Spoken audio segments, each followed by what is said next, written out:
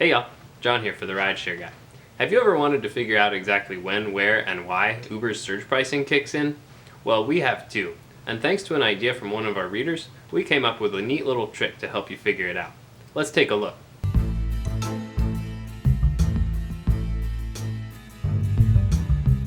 As you probably know, surge pricing occurs when there's lots of passengers requesting rides in a certain area, and not enough drivers to pick them all up.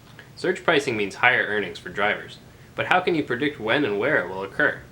Sure, sometimes Uber sends out charts and graphs telling you the best times to drive, and in some cities they even have boost zones, which is essentially scheduled surge pricing. But this info leaves a lot to be desired. It's not very detailed, and it doesn't really tell the whole story. Some users have even compiled real surge data in small areas to try and come up with a more detailed picture of exactly when and where surge occurs in their city. What I'll be showing you today is even more detailed. Time-lapse recordings of the actual surge map here in my home city of Atlanta. By capturing images of the surge map over time, we can see which areas surge and when. That way, we can figure out the best places and times to maximize earnings. After we've looked at the data, I'll show you how you can repeat the experiment in your own city using your Android 5 or later. It only works on Android. Sorry, iPhone fans. The main finding from my study was that morning is an underrated time for catching a surge, at least here in Atlanta, and I suspect the same is true for many metro areas. Here, we can see a morning rush hour surge from last Wednesday. And here's roughly the same time period on the following day. As you can see, there are some definite trends. The surge tends to be focused on the north side of the city, especially between 6 and 9 a.m. while people are headed to work or the airport. Here's another time-lapse showing a typical Friday night in Atlanta. Many drivers assume that party hours will make for big surges. However, as you can see, the map is actually pretty quiet on Friday between 8 and 11 p.m. That doesn't mean there aren't lots of requests coming in.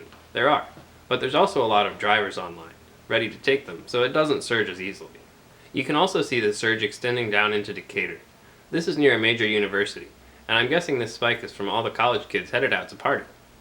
You'll also note the event in the north creates quite a big surge for a while. The suburbs are also a bit more active on Friday night as people head into the city for events and gatherings. There probably aren't a lot of requests happening out here, but since there are very few drivers, you see the surge pricing kicking in. When everyone starts heading home around 10, the surge picks up a little. There's another little boost around 3 when the bars close.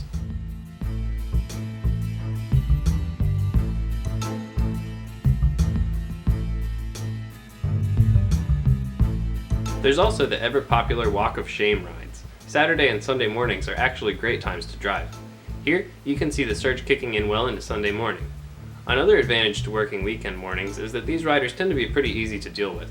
They'll be tired from last night's party and will be unlikely to be much of a hassle compared to the previous evening's revelers, and there tends to be less traffic.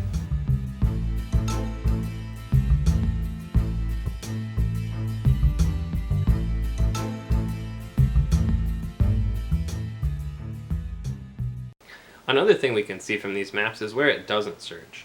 This may be coincidental, but based on these recordings, surge pricing tends to kick in most often in areas that are more affluent.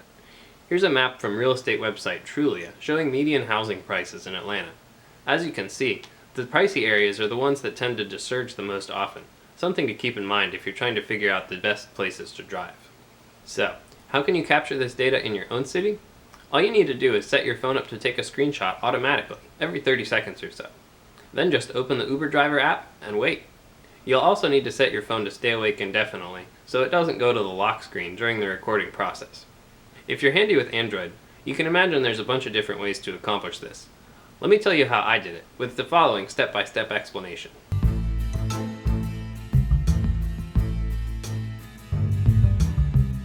To take screenshots automatically, I used an app called Automate.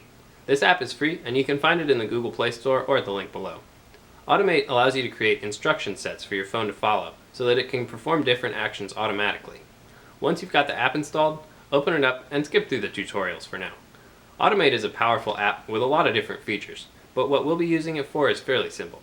All we need to do is take a screenshot, wait 30 seconds, and then repeat those 2 steps indefinitely.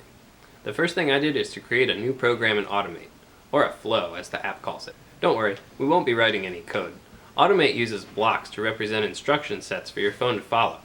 Tap the plus icon in the top bar of the Automate app to create a new flow. Then, tap the menu icon to add your first block. The first one we'll need is a delay block. Add this by going to Date and Time, and then tapping delay. The new block will now appear in the flow. Next, you'll need a block to take a screenshot. This will be under camera and sound. Those are the only two blocks we need, but we have to link them up before we have a program.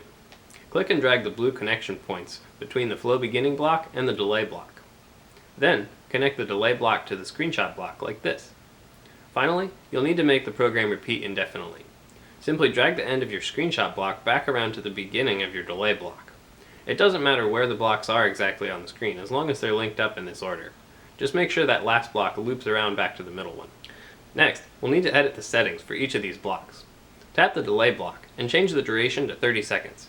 You can do more or less time depending on how often you want to check in on the surge map, but I found 30 seconds to be a pretty good happy medium. The interval also changes how much storage space this will take on your phone. Using a 30-second interval, 6 hours worth of screenshots took about 350 megabytes on your phone. Setting a longer time interval will use less space. Next, we'll need to change the settings on the screenshot block. Tap Path and set a destination for where you'd like to save the images on your Android. You can save them to a folder on your SD card or a folder on your phone's internal memory. You can leave the name field blank. One more step before we're ready to record. We need to prevent the phone from going to its lock screen during our recording. You can use an app for this, but I prefer to enable it via the Developer Options menu. Go to your phone's settings and scroll all the way to the bottom to About Phone. Scroll to the bottom of the About Phone menu to the item called Build Number. On my phone it's called Software Version, so yours might say something slightly different. Tap this option 7 times and you'll see a friendly message. Then, back out of the menu and you'll find a new item labeled Developer Options. Check the Stay Awake option. This will prevent your phone from sleeping while it's plugged in. Now you're ready for action. First, go into the Automate app and tap the flow we made earlier. Then tap Start. Your phone should begin taking screenshots after 30 seconds. You may see an icon pop up in your notification bar when a screenshot is taken. Then, open the Uber driver app and adjust the surge map to the area you'd like to study. I chose to zoom out a bit to capture as many areas as I could without losing too much detail. Don't forget to plug your phone into a charger too. Now the hardest part. Leave your phone alone for a few hours with the Uber app open. Obviously you'll want to stay offline for this. After some time has passed, you'll have a whole bunch of pictures containing every surge that's graced your map since you started the flow running. When you're done recording the map, remember to open the Automate app again, go to your flow, and tap Stop to stop taking screenshots. You can then transfer the images to a computer via USB and use video editing software to assemble them into a stop-motion video, like I've done here. Or you can simply flip through them in a photo viewer to see when and where the red blobs are. If you're able to capture some footage in your city, we'd love to see it. Shoot us a link to your images and we'll take a look. My email is below. It's john@therideshareguy.com. Be sure to subscribe to our channel or check out the blog for more rideshare info and advice. Thank you so much for watching and drive safe.